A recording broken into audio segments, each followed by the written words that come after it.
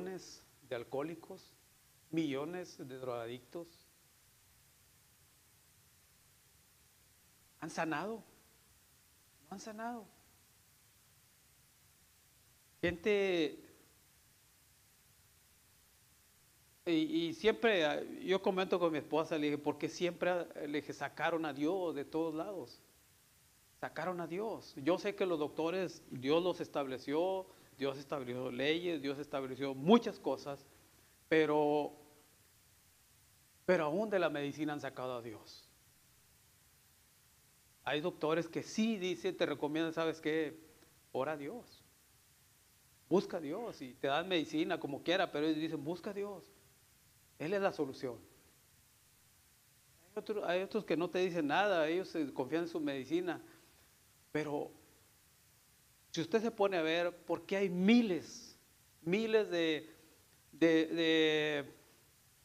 organizaciones que se dedican a rehabilitación? ¿Cuántos rehabilitados llevan? Salen de ahí y siguen al alcohol o siguen a las drogas. Al final terminan en un hospital psiquiátrico y ahí los encierran. ¿Fue solución? No, no fue solución. Fue un parche nada más que pusieron así. Eso fue lo que hicieron. Porque sacaron a Dios. Sacaron a Dios de todos lados.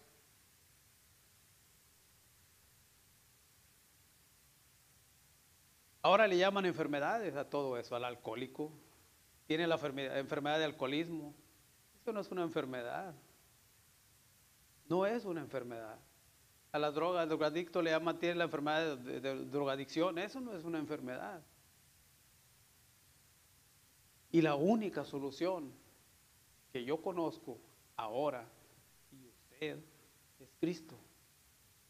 Y aún mucha gente que está metida, abandonada en eso, sumida en eso, saben, mucha gente sabe que es Cristo la solución.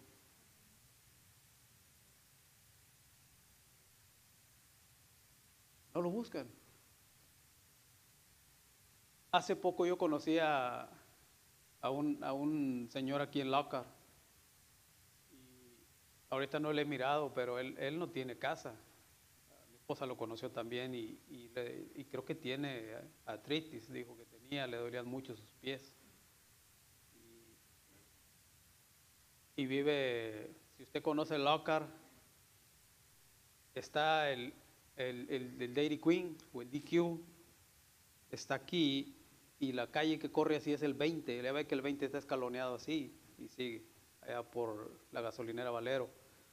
Entonces, esa que está en Dairy Queen, está aquí del otro lado de la calle, usted va a ver ahí un local abandonado, pero por un lado va a ver usted como una canasta, una jaula. Una jaula, nomás es como para guardar cosas, es de tela, alrededor tiene lámina arriba, pero ahí vive él. Ahí vive, ahorita no recuerdo su nombre. Él me dijo su nombre y lo visité varias veces ahí, le llevé comida, le compré algunas cosas también y ahí duerme. Oré por él, le dije, oye, ¿puedo orar por ti? Dijo, sí. Y cada vez que yo iba a mirarlo, me pedía que orara por él. Y oraba por él, ahorita no lo he mirado, pero le dije, ya no tomes, le digo, ya no tomes, busca a Cristo. Me dijo que quería venir a la iglesia. Dijo, quiero ir a tu iglesia. Yo te voy a llevar, dice, pero no quiero ir así, dice, quiero un día pagar ese hotel, dice, un día. Hay un hotel que está enfrente, dice, pagar un día ahí para quedarme, bañarme y arreglarme bien.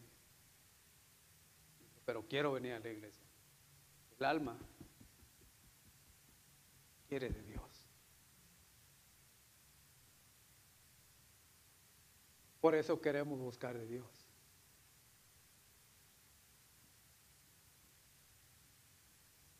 En el libro de Levíticos, usted ha leído ahí Levíticos, en el capítulo 13, Dios dedicó un capítulo completo a la lepra. completísimo. De 14 todavía le sigue dando instrucciones, pero a la lepra lo hace como una similitud del pecado.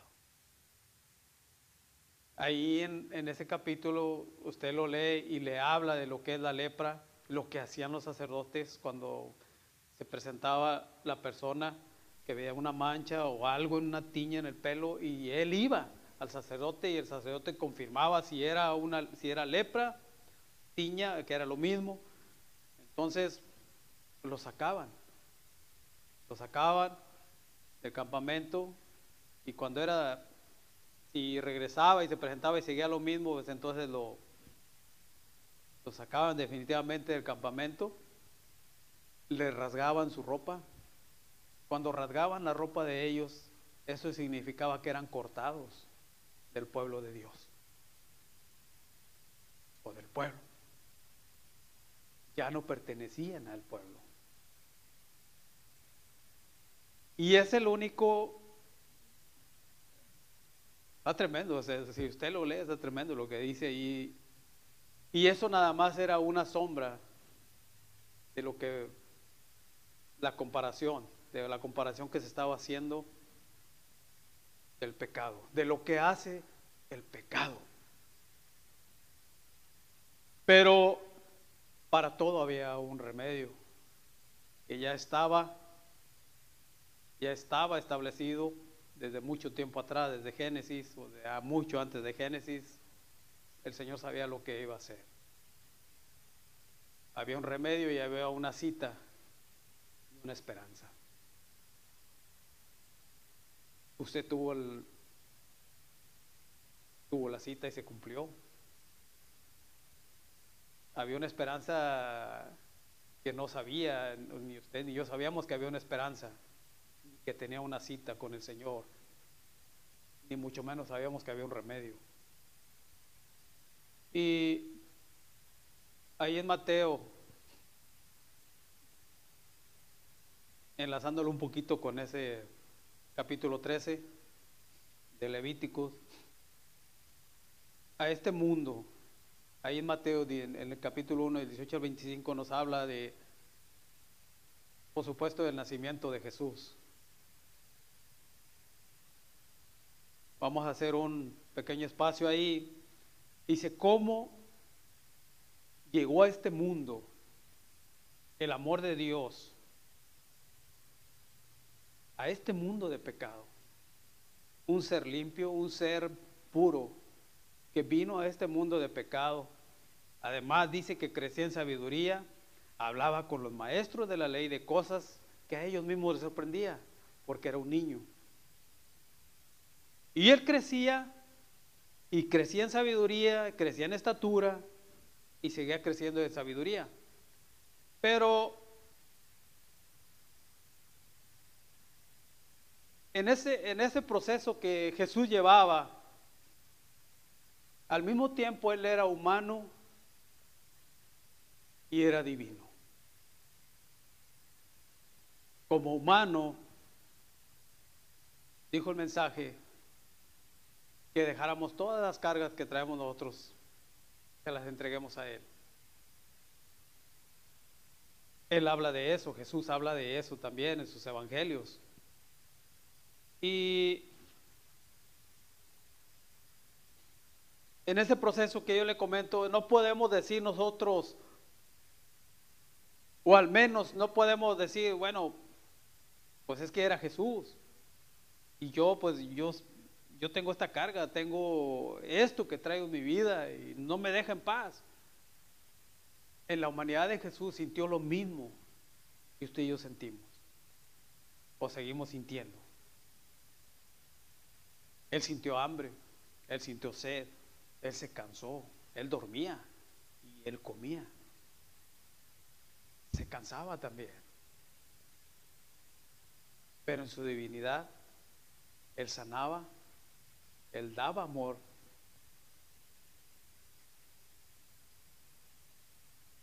Él hacía todo lo que era divino. Pero nunca mezcló su humanidad con lo divino. Pero en el mismo tiempo que Él fue en su humanidad, no podemos decir, no siento, yo siento esto. Jesús no lo sintió porque Él era Jesús. Pero al mismo tiempo Él escribió de las ansiedades. Él escribió y dijo: hey, venid a mí todos los que están cargados y cansados, yo los haré descansar, o yo les daré descanso. Yo puedo decir: Señor, yo ya no puedo, esfuérzate y sé valiente. O sea, por cualquier lado que usted y yo pongamos, no excusas y excusas también, pero pongamos límites en nuestra vida o en nuestro cuerpo, Jesús dice: sí se puede. El Maestro dice: sí se puede. Si yo vencí, ustedes también van a vencer. En el mundo, Él dijo: en el mundo tendréis aflicción. Quiere decir que Él también las tuvo. Si usted lee el versículo ese, usted se va a dar cuenta de que, hey, en el mundo tendréis aflicción, pero yo vencí, ustedes también pueden vencer. O sea, quiere decir que Él también tuvo las aflicciones en su humanidad. Este niño estaba creciendo y hablaba del reino, hablaba de Él y de que era la oportunidad para todos. Estoy parafraseando un poquito lo que dice ese evangelio. Ahora, los evangelios señalan lo que Jesús decía, específicamente su amor a los perdidos y sanidad, además instrucciones para seguir adelante. Pero también hablaba duro a los que querían imponer sus tradiciones, por supuesto los fariseos. Y hablaba de una redención. El reino de los cielos ha venido a este mundo. Y por supuesto hablamos de esto. Empezó a recorrer y a llevar su reino y amor y salvación. Y además mucha esperanza. Y con ello daba convicción y amor en los corazones. Es decir, ¿hacía excepción de personas Jesús? No, nomás, nada más, míreme a mí, mírese usted que está sentado ahí. La mayoría hemos contado testimonios de nosotros. ¿Era una persona buena? La mayoría, para la mayor parte de una iglesia, no va a decir usted que se compone de gente bien culta, bien que viene de abolengo, que viene de la alta sociedad. No, ¿verdad que no? No, la mayoría, lea 1 Corintios, 1 Corintios capítulo 1, lea ahí de lo más vil del mundo. ¿A poco era bueno en el mundo usted o yo? No éramos buenos, hacíamos y deshacíamos, bueno, eso creíamos. Y hablábamos de Dios, yo creo en Dios.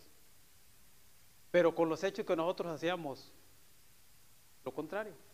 Ahora, dentro de la iglesia se compone con gente bien, que viene de ¿verdad que no?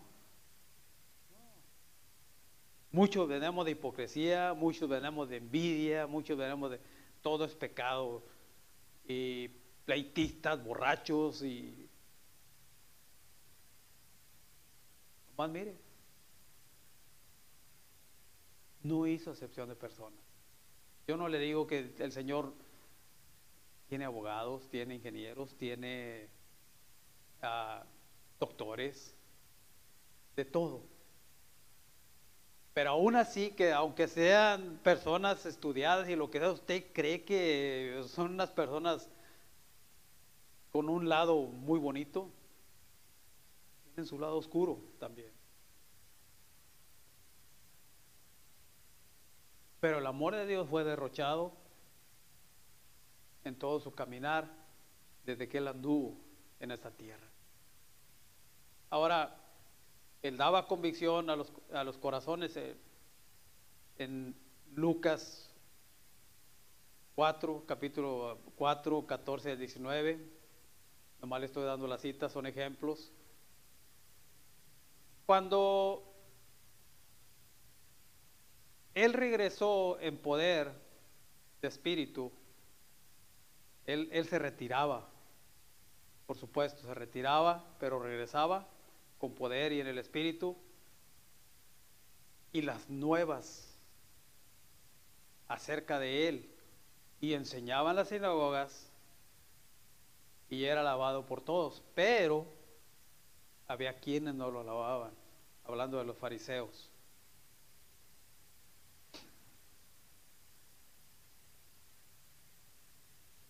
Había llegado, ¿por qué? La pregunta, y es la pregunta que yo le hacía a usted, o que me hacía yo también. ¿Por qué la gente lo seguía tanto? Yo sé que muchos lo seguían porque querían comida, les daba de comer, pero muchos lo seguían porque lo oían hablar. Mucha gente lo seguía porque quería ser sana también. O quería saber de Él, porque habían oído por ahí. Pero acuérdense que también decían, ¿quién es este? ¿Por qué habla de esta forma? Se sorprendían de la manera como Él hablaba, pero yo estoy seguro que se sorprendían también del amor como Él hablaba. Había convicción en los corazones. La gente en ese tiempo estaba acostumbrada a los fariseos. Los fariseos les hablaban de la ley. Los fariseos les cargaban cargas a ellos que ni de ellos mismos llevaban. Les establecían tradiciones y si no lo hacían te corrían de la sinagoga o hasta del mismo pueblo te expulsaban. Ellos son los que reinaban en ese entonces. La gente estaba cansada de escuchar ese tipo de cosas. La gente quería escuchar algo que les llenara eso no les llenaba su corazón, ni llenaba su alma tampoco, ni los confortaba. Un mundo lleno de leyes no te conforta. O a usted le conforta una ciudad llena de leyes. Las leyes, por supuesto, están establecidas por el mismo pecado. Mucha gente dice, es que se estableció para romperlas. No. Las establecieron para que no las rompamos, para seguir unos ciertos límites nada más. Te vas a ir por aquí nada más, si te pasas para aquel lado te vamos a dar una multa o te metemos a la cárcel. Por eso se establecieron, son límites. La gente estaba cansada. ¿Usted cree que no iba a darles gusto a estas personas que llegara alguien hablándoles? Hablando del reino, hablándoles y dice, hey, vengan a mí. ¿Estás cansado? Ven a mí. Hey, ¿tienes sed? Mira, de esa agua que tú tomas, ¿se acuerda de la mujer samaritana? Si tú bebes de esa agua, vas a tener sed. Pero si tú bebes del agua que yo te estoy dando, o que yo te voy a dar, nunca más tendrás sed. Haciendo milagros por un lado, por otro lado, escuchando que Él hablaba del amor, de una salvación, de una redención, de vida eterna, algo diferente a lo que ellos escuchaban, hablando del amor. O sea, Él no hablaba del amor, Él derrochaba amor para el pecador.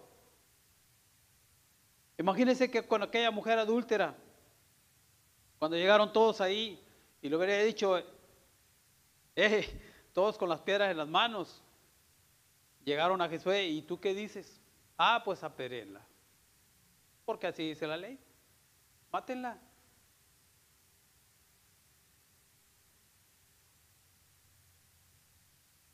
Pero Él no dijo eso. Ni siquiera hizo acepción de personas ahí. Él no hizo acepción de ella. Al contrario, Él les dijo a ellos: hey, están libres de pecado, tiren la primera piedra. ¿Quién la tiró? Nadie. Desde el más chiquito al más grande. Más imagínense cómo estaba el pecado. Bueno, ahorita está peor, yo creo. Pero imagínense que Jesús también hubiera aplicado la ley ahí. Pues la gente hubiera seguido igual, sumida pensando en sus cosas, pero la gente estaba deseosa de escuchar del amor de Dios. Había llegado alguien que les hablaba con amor y no lo señalaba. No lo señalaba. Tenía misericordia, o tiene todavía. Sus mensajes eran mensajes de esperanza y salvación. Todavía siguen siendo los mismos. Estaban cansados de que los señalaran, porque eran cargas, y esos eran los fariseos. Para un fariseo, todos tienen que cambiar, menos ellos. Así eran los fariseos. Bueno, y todavía hay muchos. Hay muchos todavía que se creen de esa manera. Piensan que todos son pecadores, menos él. Ay, se oye feo decir fariseos, pero es una palabra que siempre se ha usado, y así se les decía. Uno de los versículos claves, usted lo conoce, el corazón de la Biblia, San Juan 3:16. Juan 3:16 es el corazón de la Biblia. Cuando Cristo entró en su corazón, hubo un cambio. Ya nada era igual. Decía la hermana Sonia, ya ni pecar a gusto puede. Así dice hermana Sonia. Hermano Luciano se la recuerda, hermano, así decía ella. Es más, ya ni, si usted quiere ir a pecar, ya ni peca a gusto, porque siente algo feo. Así decía la hermana Maura, también se recuerda que decía la hermana Sonia. Dios la bendiga, yo no sé dónde está, pero Dios la bendiga como quiera que ella esté. Pero al mismo tiempo que él hablaba, que él predicaba, hablaba del amor, hablaba de la misericordia, de la esperanza, pero también dentro de ese amor y misericordia remarcaba el pecado. Sí lo remarcaba. Y por eso le estaba hablando acerca de Levítico, en el libro de Levítico y en el capítulo 13. Y hay un pasaje en la Biblia, ahorita lo vamos a ver así rápido, casi ya se terminó el tiempo, cuando Jesús sana a un leproso. Dice la Biblia que ahí vino a él un leproso rogándole, e hincada la rodilla, le dijo: si quieres puedes limpiarme. Para ese tiempo, hablando todavía, ellos seguían con la ley como quiera, pero para ese tiempo, la gente que era leprosa, porque la lepra para ellos, como lo había establecido ahí en ese capítulo 13, se estableció que ellos tenían, cuando se acercara gente o ellos se acercaran a un lugar, ellos tenían que gritar: inmundo, inmundo. Y la gente que escuchaba esa palabra ya sabían que era un leproso. Y él no podía acercarse a un lugar. Pero la gente que escuchaba eso no podía acercarse a él, porque era algo, esa era una enfermedad contagiosa. El pecado es contagioso. Se pega, o no es más, ni se pega, nosotros lo agarramos. No se pega. Nosotros lo agarramos solitos. Pero aún en la vida de este leproso que vivía allá apartado en cuevas, ellos morían solos. sin esperanza, sin amor. Si tenían familia, ellos ya no iban a poder estar ni con su esposa, ni podían darle un beso a su esposa, ni iban a poder besar a sus hijos. Ya no más. Allá los apartaban solos en cuevas, en lugares que estaban para ellos, y allá morían. No había remedio. Por eso la lepra la comparaban, y se sigue comparando como el pecado, con el mismo pecado. El mismo pecado va corrompiendo la vida. Aún el mismo cuerpo físico, el mismo pecado lo corrompe. El cuerpo, la vida espiritual la corrompe, y aún físicamente nos corrompe el pecado también. Y eso está pasando mucho en este tiempo. Y se sigue comparando. Ya ahorita la lepra ya prácticamente no existe. Hubo un remedio. Pero por supuesto era nada más una similitud o una comparación con el pecado que había o que hay en el mundo. La lepra física, hubo un remedio, ya prácticamente no hay. Pero el otro, por más que quieran poner centros de rehabilitación, por más que quieran poner psicólogos, por más que quieran poner cárceles, por más que quieran crear medicamentos para todo eso, no ha sido ningún remedio. No. Gente que en su mente vienen cosas y matan gente, roban y van a juicio y les dicen, hey, es que él tiene un problema mental, y lo mandan a rehabilitar o lo mandan a un sanatorio. ¿Se recupera? No se recupera. El pecado sigue ahí. El único remedio es aquel niño que nació en aquel tiempo, fue creciendo, fue estableciendo su reino, fue anunciando su reino, fue estableciendo su amor, su misericordia, enseñando su amor y su misericordia, y aún todavía la sigue enseñando. La otra lepra prácticamente se acabó, pero esta lepra ha crecido y sigue creciendo mucho más, y el único remedio para esta lepra es Jesús, su sangre preciosa. Ellos morían alejados, pero tal vez él escuchó de Jesús, alguien le dijo, o a lo mejor él miró toda la multitud que iba pasando cerca donde él estaba por ahí, en los montes escondido. A lo mejor él escuchó y a lo mejor gritaba, ¿quién es ese? ¿De quién están hablando? Es Jesús. Él sana, Él salva, Él no hace acepción de personas. Porque para entonces Él ya había hecho muchas sanidades y había dado vida a gente que la ley los mataba.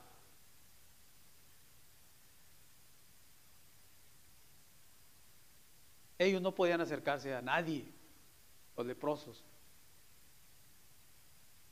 Pero este leproso, fíjese, por nada está escrito ahí en la Biblia, por algo está escrito, o se estableció aquí. Pero una de las cosas, la ley a él lo mataba. Él estaba muerto, él ya estaba muerto. La lepra lo iba a matar.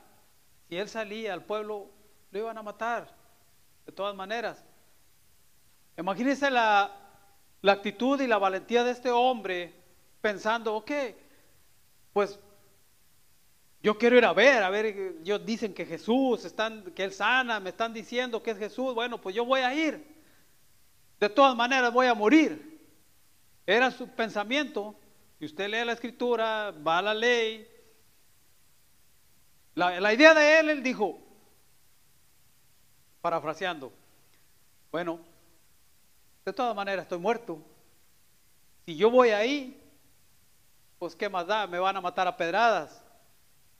Y si yo voy de todas maneras, si me quedo aquí voy a morir, pues mejor voy allá. Voy a ir a ver a Jesús, a ese Jesús que dicen que sana, dicen que da amor, que da misericordia. Quiero ir a ver quién es Él. Usted va a la Escritura. Ellos eran rechazados, eran símbolo de pecado, eran inmundos. El pecado, ¿se acuerda que le dije que le cortaban su ropa? Y era un indicio de que estaban separados del pueblo. Aparte de decir inmundos, el pecado nos separa de Dios. Nos separa. Nosotros mismos nos rasgamos la ropa cuando hacemos el pecado. Estamos apartados. O nos apartamos nosotros solos, nos apartamos. Por eso mismo. Pero tenemos un abogado. El diablo es astuto. El diablo te dice o nos dice: hey, ya pecaste, hombre. Ya no vayas allá, Dios, el Señor ya no te quiere, ya no te ama. Ya vete a seguir pecando. No vayas a la iglesia, todos te van a señalar, nadie te va a querer.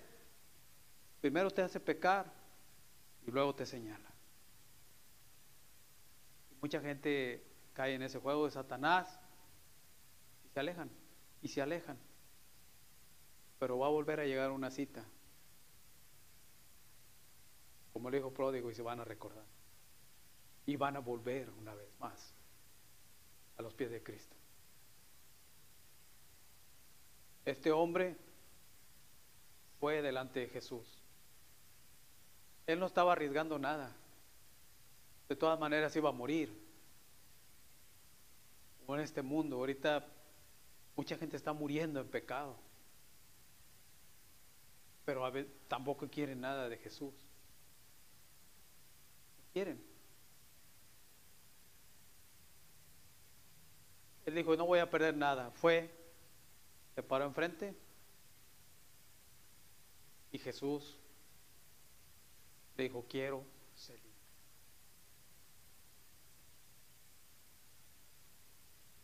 Y aún Jesús mismo le dijo: ve y muéstrate al sacerdote, lleva tus ofrendas. No digas nada de mí, pero pues imagínense quién no va a decir o divulgar lo que Jesús hizo.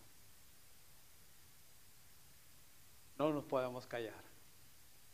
Ahí lo voy a dejar con esto. Tengo más todavía, pero ya no hay más tiempo.